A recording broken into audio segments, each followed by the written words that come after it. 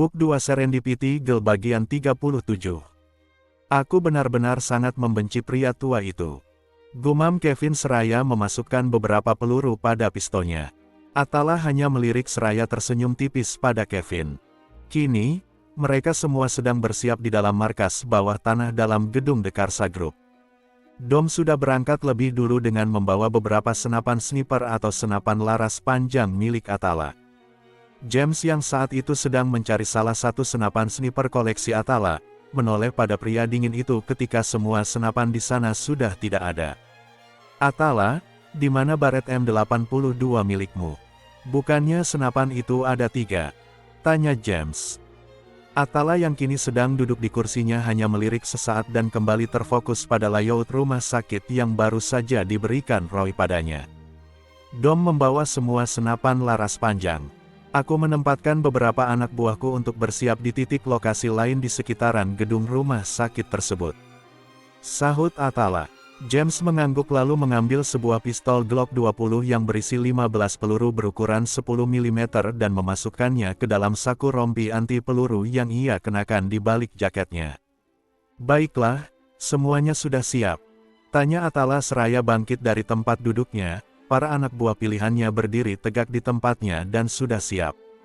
Kevin dan James pun menatap Atala dan mengangguk tanda mereka pun sudah siap. Kita berangkat. Cetus Atala seraya berjalan keluar dari markas Blacknord diikuti James, Kevin, Roy, juga para anak buahnya yang sudah sangat terlatih. Asteris perlahan, wanita itu mulai membuka matanya. Pandangannya sangat tidak fokus dan gelap.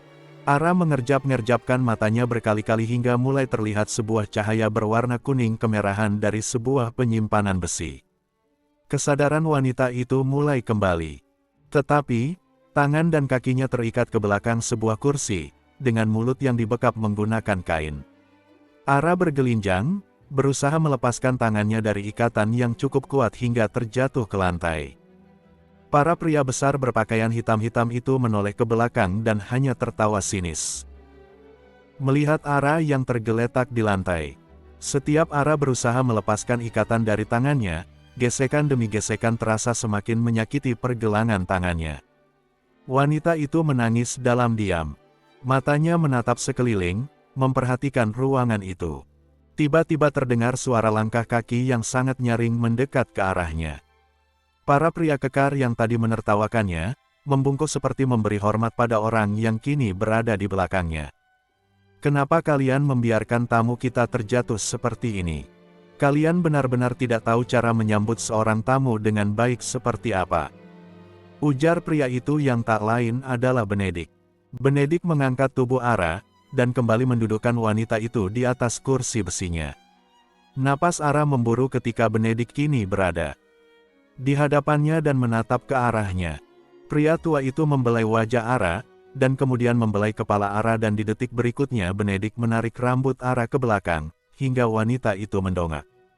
Ah, ringisnya tertahan. Kau rupanya gadis kecil itu. Ujar Benedik. Ara mengerutkan dahinya dan bertanya dengan mulut yang masih dibekam oleh kain. Apa yang katakan gadis kecil? Tanya Benedik yang kemudian menurunkan dekan kasar sumpalan kain tersebut. Apa maksudmu? Tanya Ara yang diselimuti rasa penasaran. Benedik melipat kedua tangannya di atas dadanya seraya kembali berdiri tegak. Rupanya, kau anak dari si jenius Veronica dan si keras kepala Darren. Cetusnya seraya menyentuhkan pistol yang digenggamnya pada wajah Ara. Ara semakin mengerutkan keningnya. Ayah dan ibuku adalah Kathy dan Arnold. Benedik menggelengkan kepalanya seraya tersenyum. Tidak gadis kecil. Mereka bukan orang tuamu. Mereka hanya salah seorang suruhan ayahmu saja. Sahut Benedik.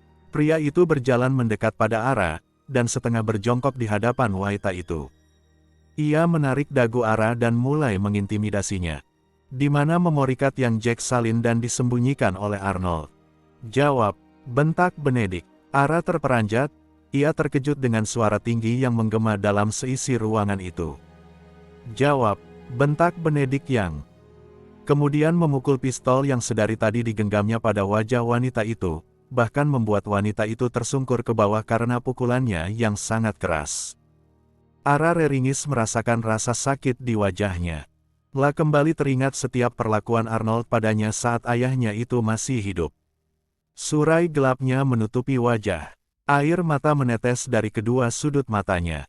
Tetapi kemudian, Benedict kembali menarik rambut Ara hingga wanita T itu berdiri. Jawab, Delmana memorikat itu. Aku tidak ingin, segala yang harusnya menjadi milikku harus jatuh pada tangan orang lain, termasuk kekasihmu itu. Bentak Benedict lagi. Aku benar-benar tidak tahu. Jawab Ara gugup. Benedict mendengkus kesal, dan kemudian kembali memukulkan pistolnya pada wajah Ara hingga Ara tersungkur ke lantai.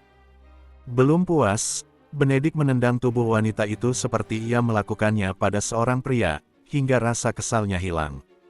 Kembalikan memorikat milikku. Pekik Benedict seraya menembakkan pistolnya ke atas. Sebuah van hitam berhenti tepat di belakang halaman sebuah rumah sakit berlantai 5 yang sudah belasan tahun tidak terpakai. Tanpa ada CCTV ataupun dapat dilihat oleh orang lain. Semua perbekalan persenjataan Dom dan anak buahnya sangat lengkap. Kini, mereka sedang memasangkan sebuah kamera yang disamarkan menjadi lencana, dan dipasangkan pada pakaian yang sedang mereka kenakan dan juga mini earpiece wireless yang dibuat khusus untuk para anak buah Blacknord dan sudah terhubung dengan jaringan komunikasi pribadi yang dibuat oleh Roy. Dalam mobil van lain, Atala memperhatikan sebuah rekaman dari kamera para anak buahnya di layar monitor. Oke, semua sudah terlihat. Kita akan mulai masuk ke dalam. Tita Atala pada para anak buahnya melalui RPC-nya. Kalian sudah siap? Tanya Atala seraya menatap pada James, Kevin dan Roy bergantian. Ketiga sahabatnya itu mengangguk dengan mantap. Kalian semua berhati-hatilah. Aku hanya bisa mengamati kalian melalui kamera yang terpasang pada lencana, karena CCTV dalam bangunan rumah sakit itu sudah tidak ada yang berfungsi. Aku akan mengabari kalian semua dari sini. Kita semua pasti berhasil, ujar Roy. Atala, James, dan Kevin segera keluar dari van dan menghampiri Dom beserta anak buahnya yang sudah bersiap. Tanpa bersuara, Atala memberi kode dengan mengayunkan tangannya dan para anak buahnya pun segera bergerak tanpa mengeluarkan suara sedikitpun. Sebuah pistol kini sudah berada di genggamannya, dan ia pun setengah berlari masuk ke dalam. Suasana dalam gedung rumah sakit itu sangat gelap. Mereka mengandalkan cahaya lampu senter kecil dan juga cahaya dari luar yang menyusup masuk melalui jendela. Atala, bagaimana jika tebakan kita salah? Tanya Roy dari seberang jaringan komunikasi pribadi di RPC-nya. Apa maksudmu? Tanya Atala. Dengan suara yang cukup pelan. Aku tidak yakin. Gedung rumah sakit ini terasa sangat tenang sekali. Bahkan tanpa ada pergerakan sedikitpun dari pihak lawan, terdengar nada keraguan dari ucapan Roy. Tapi firasatku mengatakan hal yang sebaliknya. Aku yakin, mereka bersembunyi di salah satu ruangan dalam gedung ini. Dan bahkan, mungkin saja, gedung ini memiliki sebuah tempat rahasia seperti halnya markas Blacknord yang aku buat. Sahut Atala dengan yakin. Dan tepat saat itu, seorang pria dengan pakaian serba hitam berlari ke arah Atala tanpa suara. Namun, Atala yang memiliki kepekaan yang sangat tajam lebih dulu menyadarinya dan berbalik ke belakang tepat saat pria itu hendak memukul Atala dengan sebuah pemukul bisbal. Atala menghindar dan dalam gerakan cepat, ia memukul pria tak dikenal itu dengan keras tepat di wajahnya, lalu memukulkan sebuah besi pada bagian perutnya hingga pria itu tersungkur ke lantai dan tak sadarkan diri. Atala menarik napas sesaat lalu menekan mini earpiece di telinganya. Berhati-hatilah. Mereka benar-benar bersembunyi dengan baik dan menyerang tanpa suara sedikitpun. Tetap fokus dan selalu waspada. Titah Atala. Apa kau diserang? Tanya Roy. Ya, mereka benar-benar terlatih. Berkat instingku, aku bisa menghindar dari pukulannya. Lawan kita cukup kuat Atala. Apa kau yakin akan melanjutkannya? Tanya Roy yang mulai khawatir. Apa kau takut? Tanya Atala berusaha menggoda Roy agar tenang. Aku hanya khawatir Atala. Aku tidak akan mati di tangan para mafia itu. Aku tidak ingin mati secara tidak terhormat, Roy. Sahut Atala. Pria itu mulai menaiki tangga ke lantai 2 dan membuka satu persatu ruangan yang ada di sana. Atala, kau tahu semua di Rumah Sakit ini? Tanya Kevin dari era PC-nya. Aku mengkopi denah bangunan ini di kepalaku. Sahut Atala menggoda. Kau masih bisa bercanda dalam suasana seperti ini. Kau benar-benar gila Atala, cecar Roy. Atala terkekeh mendengar ucapan Roy. Ya, aku gila karena mengkhawatirkan wanitaku. Aku bahkan tidak tahu bagaimana keadaannya saat ini. Sahut Atala.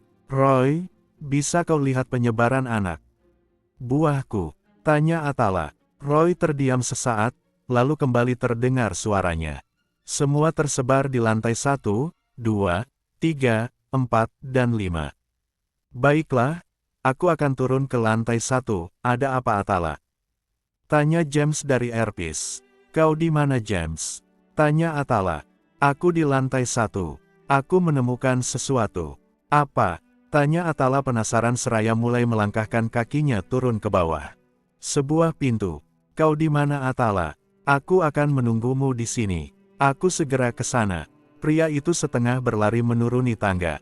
Tepat saat ia menginjakkan kakinya di lantai 2, seorang pria mendekat dan berusaha menyerangnya. Atala menoleh dan dengan cepat menghalang pukulan pria itu lalu mendorongnya menjauh. Atala menodongkan pistol yang sudah dilengkapi peredam suara pada pria itu, lalu bruk, penyerang itu seketika mati di tangan Atala. Pria itu kembali menuruni tangga dengan langkah yang ia percepat hingga ia tiba di lantai 1. Atala celingukan mencari keberadaan James. James, kau di mana? Tanya Atala. Aku di sini, ujar James seraya melambaikan tangannya. Atala pun sedikit berlari menghampiri pria itu. Namun, dalam hitungan detik, mereka kini dikepung. Para anak buah Redole yang bersembunyi di sana keluar dan berjalan mendekat ke arah mereka berdua. Atala dan James saling memunggungi untuk bersiap serangan mendadak dari belakang ataupun samping mereka. Ah, sudah lama aku tidak berkelahi dengan banyak lawan seperti ini. Gumam Atala. Apa aku harus memanggil anak buahmu dan juga Dom, Atala? Tanya Roy dari sambungan jaringan pribadi. Aku dan James akan menyelesaikan ini. Kau tidak perlu khawatir Roy. Mereka bukan tandingan kami. Tepat setelah Atala mengucapkan itu, mereka mulai menyerang. Atala mulai menendang dan memukul beberapa penyerang yang berusaha menyerangnya. Dan James pun mulai membalas dan menghadang setiap pukulan yang hampir dilayangkan pada wajah serta tubuhnya. Hanya butuh waktu beberapa menit saja hingga semua penyerang itu berhasil mereka berdua lumpuhkan, tanpa menggunakan senjata. Di lantai sudah bergeletak kurang lebih 12 orang yang sudah tak sadarkan diri. Atala menoleh ke belakang, melihat pada James yang kemudian mereka melempar senyum dengan keringat yang membasahi kening, wajah bahkan seluruh tubuh mereka. Napas mereka terengah-engah, kelelahan. Kalian berhasil, ujar Roy. Sudah pasti, sahut James bangga. Atala pun berjalan menghampiri James yang kini sedang berdiri di depan sebuah pintu. Aku tidak yakin, tapi sepertinya pintu ini mengarah pada ruang rahasia di bawah sana. Ujar James sesaat setelah ia membuka pintu tersebut. Atala melihat ke bawah tangga tersebut, lalu menatap pada James. Aku akan menyuruh Dom dan Kevin untuk menyusul kita ke bawah. Dan para anak buah Black North berjaga di sekitaran gedung ini. Ujar Atala. James mengangguk menyetujui. Atala menekan earpiece di telinganya, seraya memasukkan 2 buah peluru ke dalam senjatanya. Dom, Kevin, segera menyusul ke lantai 1. Ke arah utara saat kalian turun dari tangga. Kalian akan melihat sebuah pintu dengan corak naga, aku dan James akan lebih dulu masuk dan turun ke bawah. Ujar Atala. Baik tuan, sahut Dom. Atala melirik pada James yang baru saja bersiap dengan 2 senjata di tangannya. Atala mengangguk dan mulai menginjakkan kakinya turun menuruni tangga. Setelah mereka menginjakkan kaki di lantai bawah, Atala dan James berjalan beriringan dengan tingkat kewaspadaan yang tinggi. Mereka berdua berjalan melewati sebuah lorong yang tidak begitu panjang. Dari jauh terlihat 2 orang penjaga pintu berjalan mendekat pada mereka. Saat mereka saling berhadapan, tanpa banyak bicara, Atala dan James langsung menyerang dua penjaga itu. Atala memukul pria itu tepat di wajahnya lalu memelintir tangan si penjaga itu dan menyikut tepat di lehernya hingga lawannya pun tak sadarkan diri. Begitu juga dengan James, penjaga yang menjadi lawannya mulai melayangkan tinjuannya, tetapi tangannya ditahan oleh James yang kemudian dikunci leher penjaga itu dengan sekuat tenaga yang membuat lawannya kehabisan napas hingga pingsan dan tak sadarkan diri. Mereka berdua pun melanjutkan langkahnya, dan tiba di depan sebuah pintu yang terbuat dari logam tipis. Perlahan Atala mendorong pintu tersebut, dan mulai berjalan masuk ke dalam bersama James. Di sana, belasan anak buah Redole sedang berdiri membelakangi pintu. Mereka memperhatikan sesuatu yang sedang terjadi depan. Atala dan James saling melempar pandang dengan dahi yang berkerut. Lalu mereka kembali berjalan mendekat dengan tanpa suara. Seketika mata Atala membelalak melihat apa yang sedang disaksikan oleh orang-orang itu di depan sana. James yang terakhir, dan baru saja tiba di samping Atala, ikut melihat ke arah tatap sahabatnya itu. Aradea, pekiknya. 1 hour later. Book 2 Serendipity Girl bagian 38. Aradea, pekik Atala. Semua orang di dalam gudang itu menoleh ke arah asal suara. Dan dalam hitungan detik, para anak buah Redole berbalik dan bersiap untuk menyerang Atala dan James. James pun segera berjalan dan berdiri di sisi Atala, sedangkan Atala masih terdiam menatap ke depan. Ya, Atala terkejut ketika melihat keadaan Aras saat ini. Wanita itu sudah terkulai lemah di atas lantai dengan sisi kepala mengeluarkan darah. Pria itu hendak berjalan mendekat, tetapi para anak buah Redole menahannya. Atala yang sudah diselimuti amarah berdecit seraya menatap tajam pada pria yang kini menghadang dadanya. Atala menepis tangan pria itu dengan cukup keras hingga anak buah Redole itu balik menatapnya tajam. Atala menekan tombol dalam earpiece di telinganya. Aku mengizinkan dan memerintah pada kalian semua untuk menggunakan senjata kalian dan membunuh siapapun dari anak buah Redole yang menyerang kalian. Tekan Atala. Dan di detik berikutnya, Atala mulai menyerang, pria itu membalas dan mulai bermain dengan tinjunya, tetapi Atala berhasil menghindar. Atala yang diselimuti amarah yang memuncak menyerang kembali para anak buah Redole dengan membabi buta. Memukul wajah lawannya, seorang anak buah Redole yang lainnya menyerang Atala dari belakang dan mengunci leher Atala dengan lengannya. Namun Atala yang sangat jago dalam hal bela diri, memanfaatkannya. Ia melompat dan memberikan tendangan bertubi pada anak buah Redole di hadapannya yang berusaha menyerangnya hingga pria itu terkapar di lantai tak bergerak.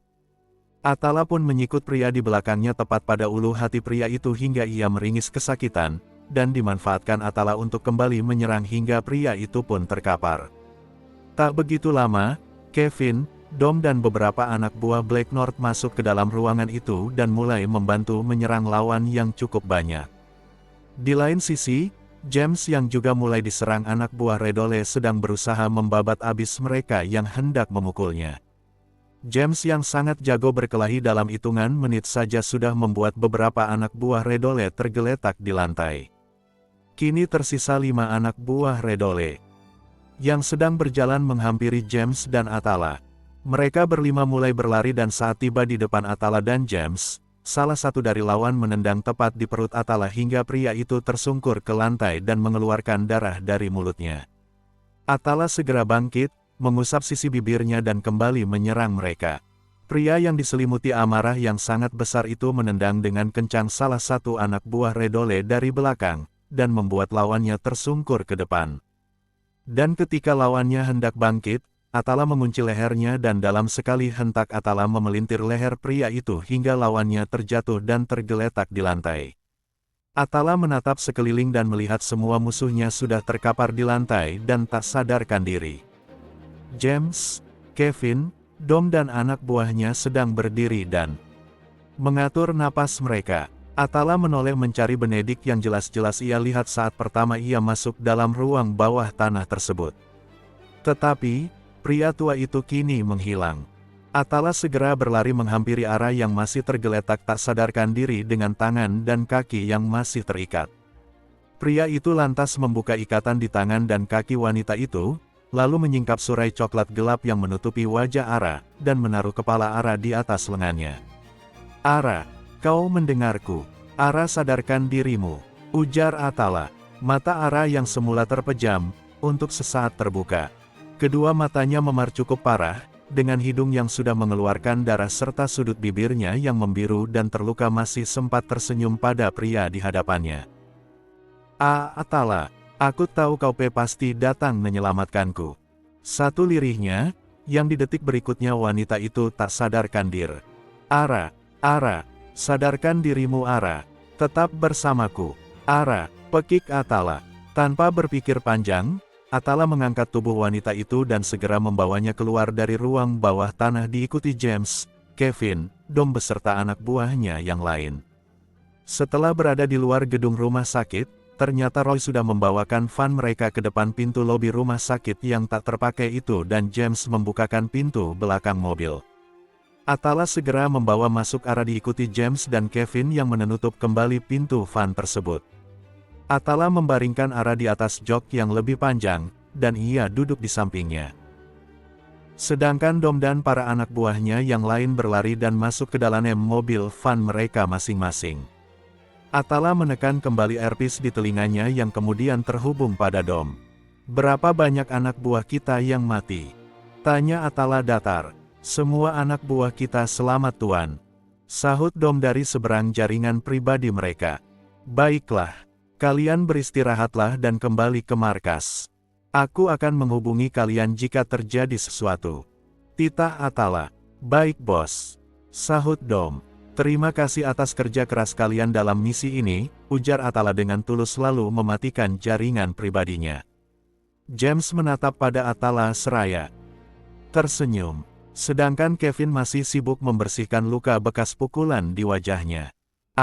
Sid. Ketampananku berkurang," gerutunya.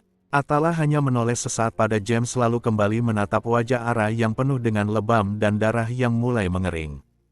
"Aku yakin Ara baik-baik saja Atala," celetuk James menyemangati sahabatnya itu.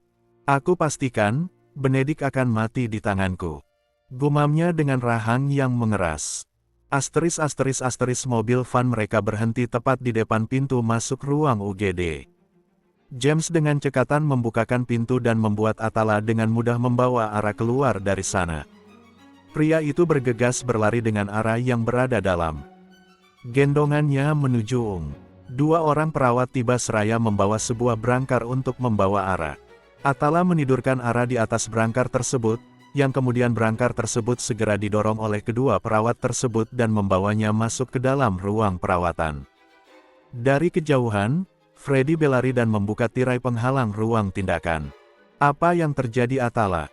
tanya Freddy seraya mengambil stetoskop dari dalam saku snellinya. Atala tak menjawab saat dirinya melihat ada orang selain mereka yang diam di sana. Freddy yang mengerti pun tak bertanya lebih lanjut dan melanjutkan pemeriksaannya pada Ara. "Bagaimana keadaannya Freddy?" tanya Atala yang masih berdiri di depan Freddy dengan wajah khawatir. "Siska, kita harus melakukan ronsen dan CT scan keseluruhan. Segera siapkan ruangannya," titah Freddy. Perawat itu mengangguk dan bergegas keluar dari ruang tindakan. Setelah merasa aman, Freddy menatap Atala dengan serius. "Apa yang terjadi Atala?" tanya Freddy. "Kita diserang, dan Ara diculik oleh mereka," sahut Atala tanpa mengalihkan pandangannya dari wajah Ara. "Kalian diserang?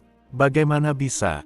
tanya Freddy. "Ya, mereka menyerang mansionku dan menculik Aradea," sahut Atala yang kini mulai mengalihkan pandangannya menatap Freddy. Freddy menoleh ke arah James, Roy dan Kevin lalu kembali menatap Atala. "Apa karena memorikat di lengan wanita ini?" tanya Freddy.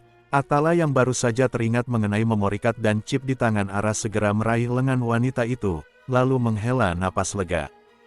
Atala menoleh menatap ketiga temannya tersebut. "Sepertinya Ara masih belum mengatakan di mana memorikat dan chip tersebut disembunyikan," ujar Roy. Atala mengangguk. Sepertinya juga, Ara rela mengorbankan dirinya untuk melindungi memorikat dan chip yang berada dalam tubuhnya ini agar tidak jatuh pada tangan yang salah. Timpal Atala. Wanita ini sepertinya berusaha sebisa mungkin menyembunyikan benda tersebut. Ujar Freddy. Roy, apa kau yakin, chip dalam lengan Ara sudah berhasil kau matikan? Tanya Atala memastikan. Sangat yakin, sahut Roy. Atala menatap Freddy dengan tatapan serius. Freddy, aku membutuhkan bantuanmu. Bantuan? Bantuan apa? Tanya Freddy kebingungan. Keluarkan memori card dan chip dalam lengannya. Aku tidak ingin Ara berada dalam bahaya lagi. Dan aku juga tidak ingin dia mempertaruhkan nyawanya lagi untuk melindungi benda itu. Sahut Atala dengan serius. Freddy menatap Atala, Roy, James dan Kevin bergantian lalu menarik napas cukup dalam. Baiklah, aku akan membantumu mengeluarkan benda itu dari lengannya, tetapi sepertinya aku tidak akan bisa melakukannya di rumah sakit. Aku takut ada orang lain yang melihat dan mengetahui soal ini. Jawab Freddy. Atala mengangguk mengiyakan. Lantas menekan earpiece jaringan rahasianya yang terhubung dengan Dom. Dom, siapkan mansion pribadiku yang lain. Bersihkan dan sterilkan. Lalu siapkan sebuah kamar khusus dengan peralatan operasi yang lengkap di dalamnya. Besok, aku akan membawa pulang Ara. Titah Atala. Baik tuan. Sahut Dom tanpa banyak bertanya. Atala kembali menekan earpiece di dalam telinganya untuk memutuskan sambungan jaringan rahasianya. La menatap Ara dalam-dalam. Aku akan pastikan, kau aman Aradea. Ujarnya. Later. Book 2 Serendipity Girl bagian 39. Sebuah ambulan berhenti tepat di sebuah mansion pribadi milik Atala tak jauh dari mansionnya yang diserang oleh anak buah Redole. Mansion sebelumnya, kini sedang dibersihkan dan diperbaiki oleh orang-orang yang ahli dalam bidangnya. Atala turun lebih dulu dari dalam ambulan diikuti Freddy dan dua orang perawat yang menurunkan berangkar dari dalam sana. Tak begitu lama, sebuah mobil van hitam baru saja masuk dari gerbang utama dan berhenti tepat depan ambulan.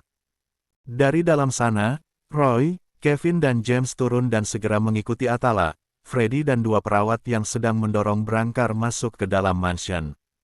Atala, apa kau yakin akan mengeluarkan memori dan chip itu? Dari lengan Ara, tanya James. Atala menoleh sesaat pada James dan kedua temannya yang lain lalu menghentikan langkahnya. Kita hubungi Antonio, dan biarkan dia mengirim pasukan khususnya untuk menjaga di sini ketika chip dan memori card tersebut dikeluarkan. Aku tidak ingin membahayakan nyawa Ara lagi dengan membiarkan chip dan memori card masih disimpan dalam lengannya. Sahut Atala. Aku akan ke ruang rahasia untuk mengabari Antonio melalui jaringan pribadi. Timpal Roy. Kevin menoleh menatap bingung pada Roy lalu beralih menatap Atala dan James bergantian. Ruang rahasia di mansion Atala yang diserang oleh Redole. Tanya Kevin. Roy menggelengkan kepalanya. Semua mansion Atala memiliki ruang rahasia bawah tanah masing-masing yang didesain khusus sangat persis. Hanya berbeda dari cara membuka pintu rahasianya. Sahut Roy. Kevin menganga mendengar apa yang dijelaskan Roy. Kau tak pernah memberitahukannya padaku Atala. Karena kau tak pernah bertanya. Sahut Atala datar lalu meninggalkan Kevin yang masih merengut. Sedangkan Roy dan James sudah berjalan lebih dulu menuju ruang kerja Atala menuju ruang rahasia. Bagaimana keadaannya? Tanya Atala saat melihat Freddy yang baru saja selesai memasangkan infus dan selang oksigen pada Ara. Freddy yang sedang mengatur laju tetes infusan menoleh pada Atala, yang sedang menyelimuti wanita yang masih terbaring dan tak sadarkan diri itu. Freddy menepuk pundak Atala yang kini sedang duduk di tepi tempat tidur. Tulang pelipis, tulang rahang atas dan tulang pipinya retak cukup parah. Sepertinya, wanita ini mendapat pukulan dari sebuah benda tumpul pada bagian wajah. Jelas Freddy. Pistol. Aku melihat dengan mata kepalaku sendiri, Benedict sedang memukul wajah Ara dengan pegangan pistol di tangannya. Ah, aku benar-benar tidak terima melihatnya. Timpal Atala. Freddy tersenyum mendengar gerutuan Atala. Lah tahu, apa yang sedang dirasakan Atala. Selama mengenal Atala, baru kali ia bersikap seperti itu, dan membuktikan jika Atala benar-benar jatuh cinta pada wanita yang sudah diselamatkannya. Apa luka di wajahnya dapat disembuhkan dengan cepat? Tanya Atala seraya menengadahkan kepalanya menatap Freddy. Butuh waktu beberapa bulan untuk benar-benar memulihkan retakan tularik di sekitar wajahnya. Sahut Freddy. Apa ia akan kesakitan? Lihatlah Freddy, wajahnya kini bengkak dan penuh memar. Ujar Atala lagi. Freddy terkekeh melihat perubahan sikap Atala yang seperti anak kecil khawatir pada ibunya. Rasa sakit sudah pasti akan Ara rasakan. Tetapi aku akan memberinya obat penahan sakit yang sangat bagus agar wanita itu tak merasa terlalu kesakitan. Sahut Freddy. Baiklah, aku akan percayakan perawatan medisnya padamu. Aku akan membayar mahal untuk kesembuhan wanitaku. Cetusnya. Pukul 2 siang ini, aku akan mulai operasi pengeluaran benda dalam lengan Ara. Ujar Freddy. Atala menoleh dan mengangguk menyetujuinya. Pria itu berdiri dan berjalan keluar dari kamar yang dijadikan kamar perawatan Ara. Kau mau kemana? Tanya Freddy sedikit berteriak. Aku akan menyelesaikan pekerjaanku. Dan kau selesaikan pekerjaanmu. Sahut Atala tanpa menoleh ke belakang. Atala berjalan masuk ke ruang kerjanya. Lalu ia berjalan menghampiri sebuah foto keluarganya lalu memutar foto itu sekitar 180 derajat hingga terdengar suara berdenting dan tiba-tiba saja dinding di hadapannya bergeser ke dalam. Atala segera berjalan masuk dan tepat saat pria itu melewati sebuah cahaya sensor berwarna hijau, dinding pintu itu kembali bergeser ke depan bersamaan dengan foto pada dinding tersebut yang juga ikut bergeser kembali ke tempat semula. Setelah kembali terdengar suara berdenting, Atala kembali melanjutkan langkahnya menuruni sebuah lorong kecil dengan lampu berwarna putih menyorot dari lantai. Atala berbelok ke kanan saat dirinya tiba di ujung lorong, berdiam sesaat di depan sebuah sensor mata dan seketika itu juga pintu kaca di hadapannya terbuka. Atala pun segera masuk ke dalam, melewati ruang koleksi senjata miliknya lalu memasuki sebuah ruang dengan layar monitor yang sangat besar menempel di dinding. Di sana terdapat sebuah meja setengah lingkaran dengan beberapa komputer dan laptop yang saling terhubung tersimpan di atasnya.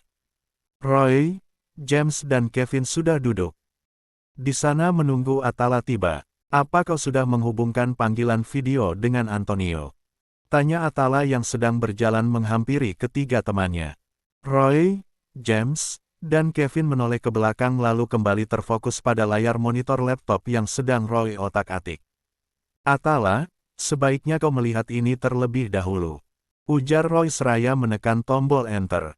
Kemudian, sebuah rekaman dari memori card dashcam mobil yang terparkir tak jauh dari gedung rumah sakit tempat penyekapan Ara mulai diputar oleh Roy.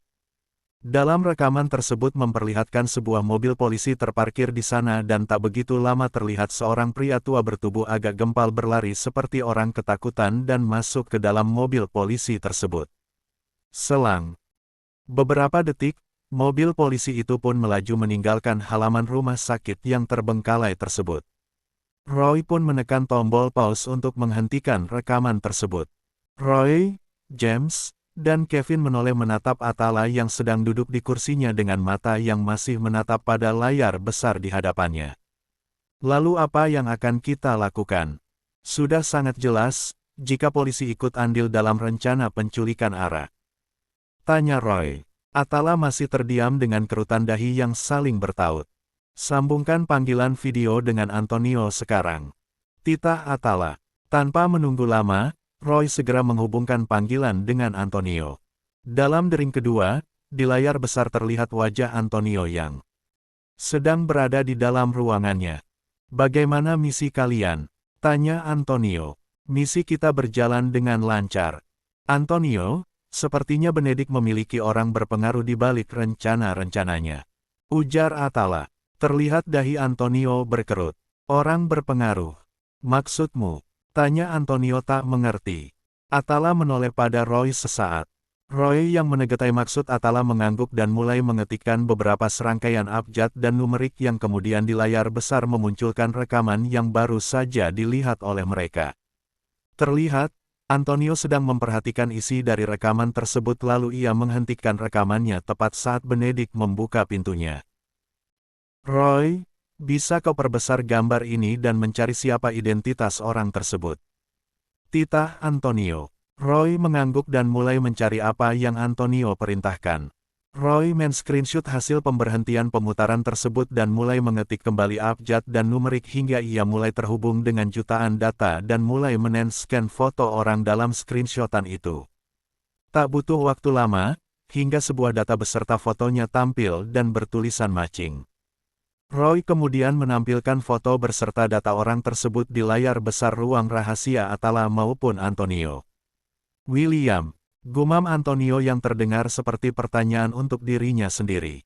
Kau mengenalnya Antonio? Tanya Atala penasaran. Ya, sangat mengenalnya. Dia sekretaris kepala kepolisian Amerika. William Fernandez. Sahut Antonio dengan dahi yang berkerut. The next day. Book 2 Serendipity Girl bagian 40. Apa? Ada kemungkinan kepala kepolisian ikut andil dalam pencarian chip dan memori card tersebut. Tanya Roy hati-hati.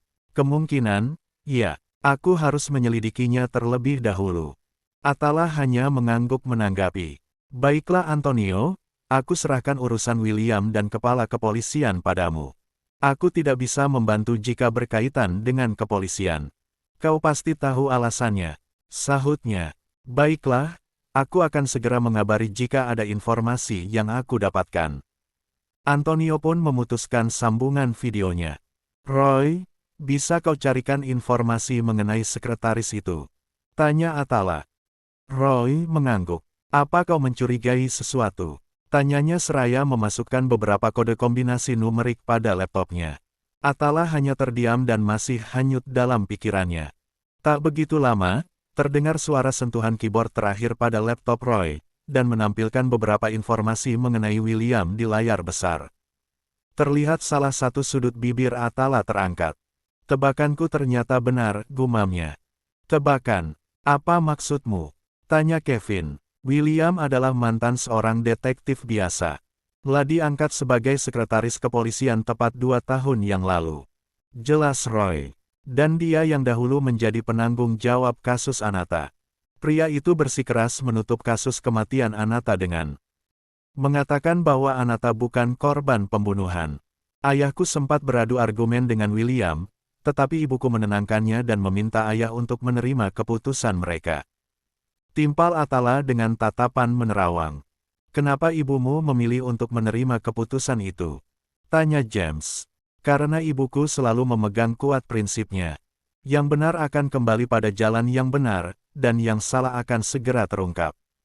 Ibuku berusaha setegar mungkin menerima kenyataan itu, dan berharap Anata pergi dengan tenang. Tetapi di satu sisi, aku tidak bisa menerima pernyataan tersebut.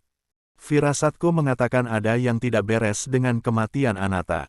Dan sejak saat itu, aku mulai mencari sedikit demi sedikit informasi dan menelusuri proses demi proses yang terlihat mencurigakan. Lanjut Atala. Dan ternyata, semua firasat manusia menyebalkan ini selalu benar adanya. Celetuk Roy yang kemudian mendapat delikan tajam dari Atala. Aku hampir menyelesaikan teka-teki ini.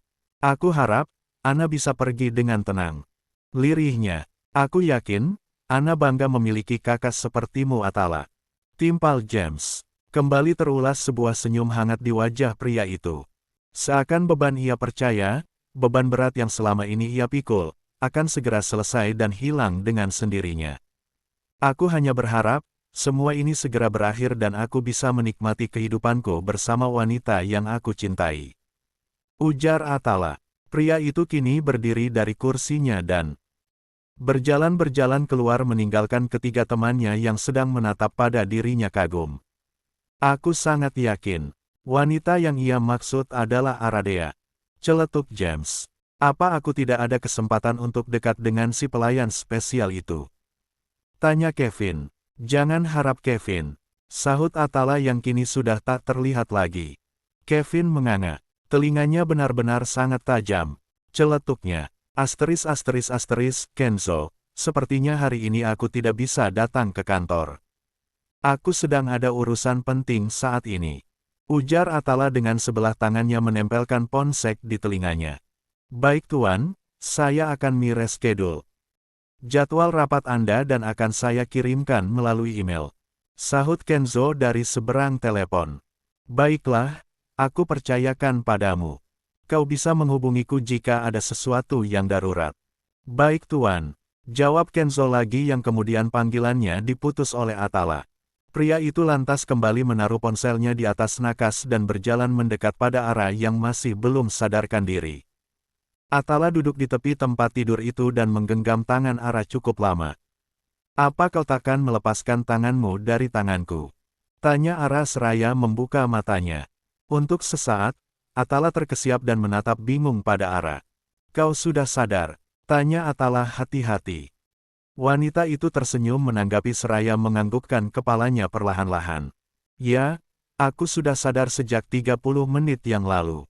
Lalu kenapa kau masih memejamkan matamu? Karena aku sedang mengatur perasaanku sejenak. Sahut Ara dengan nada lirih. Mendengar jawaban Ara, Atala merasa salah memberikan pertanyaan dan segera mengalihkan pembicaraan. Bagaimana keadaanmu sekarang? Tanyanya.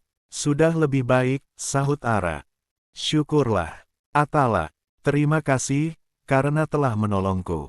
Aku bahkan tak bisa membayangkan, bagaimana jika kau tak datang saat itu. Lirih Ara, Atala mengusap lembut punggung tangan Ara, dengan sebelah tangannya membelai kepala wanita itu.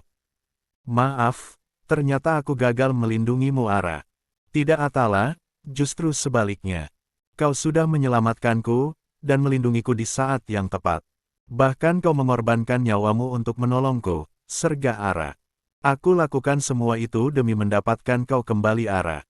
Ara menatap sendu pada pria itu, ia bahkan tak menyangka, pria seperti Atala rela menolong dirinya yang hanya wanita biasa. Tanpa ia sadari, air mata menetes dari kedua sudut matanya tanpa henti. Kenapa kau menangis? Tanya Atala kebingungan. Ara menggelengkan kepalanya. Aku hanya senang, saat ada seseorang yang mau menolongku, dan menginginkan keberadaanku. Pria itu mengusap air mata di kedua sudut matanya dengan lembut, tanpa menyakiti luka di wajah Ara. Sedangkan wanita itu baru menyadari jika ia tidak berada dalam kamarnya di mansion Atala Yamge sedang diperbaiki. Atala, di mana ini? Tanyanya seraya menyisir tatapannya, menatap setiap sudut di ruangan itu. Kau di mansionku yang lain. Ada sedikit kerusakan di mansion yang biasa kita tinggali, dan saat ini, sedang diperbaiki oleh orang-orang yang ahli di bidangnya. Kenapa mansionmu? Tanya Ara hati-hati. Lah kembali teringat peristiwa saat menerapa orang berpakaian hitam itu menculiknya, dan selang beberapa detik terdengar suara ledakan dan bunyi tembakan yang sangat menggema di sana. Atala nampak berpikir sesaat sebelum menjawab pertanyaan Ara yang ia yakinin jika wanita itu akan menyalahkan dirinya sendiri saat tahu keadaan yang sebenarnya. Kau tak usah memikirkannya Ara. Fokuslah untuk kesembuhanmu saja, sahut Atala. Apa mansionmu hancur? Tanyanya lagi. Atala terdiam, ia tak dapat mengatakan apa-apa. Apa karena mereka menginginkanku? Kenapa kau tak menjawab pertanyaanku? Cecar Ara. Atala menghela napas dalam-dalam. Lah mengusap puncak kepala Ara dengan sangat hati-hati, berusaha menenangkan wanita di hadapannya itu. Jawab Atala. Pinta Ara. Sedangkan Atala masih terdiam dan hanya menatap dalam pada wanita di hadapannya. Atala. Lirih Ara dengan nada penuh permohonan. Atala kembali menghela napas dan menggenggam erat tangan Ara. Ya, mansionku hancur oleh anak buah Redole. Sahut Atala berusaha tetap tenang. Seketika itu juga mata Ara membelalak, sebelah tangannya menutup mulutnya. Napasnya mulai terasa sesak, setiap kali teringat apa yang pria itu katakan barusan. Ara, dengarkan aku dulu. Semua ini bukan kesalahanmu. Kau hanya korban, aku tak masalah jika mansionku hancur dan rata dengan tanah sekalipun. Asal kau selamat, itu sudah lebih dari cukup. Jangan menyalahkan dirimu, ujar Atala. Seharusnya aku memberitahukan mengenai memori card yang ada dalam lenganku Atala, agar mereka tak akan menyerangmu lagi. Cetus Ara. Dengan perlahan, wanita itu bangun dari posisinya, dan dalam sekali tatikan, ia melepas jarum infus yang menempel di dalam intravenanya.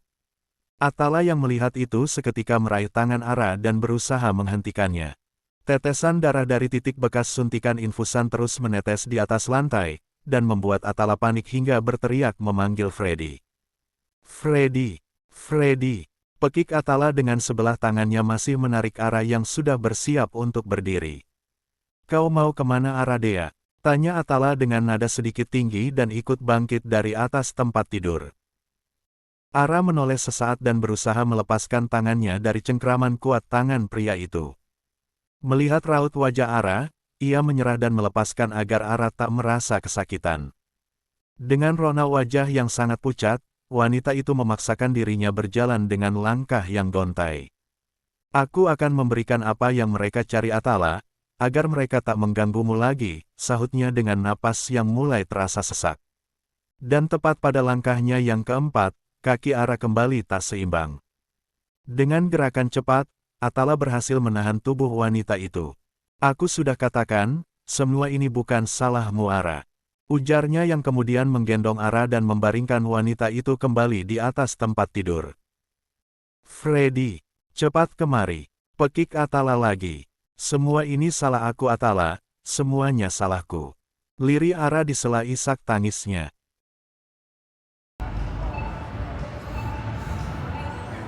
I honestly never been asked that before, so I wasn't sure. They're like, you do live streaming and then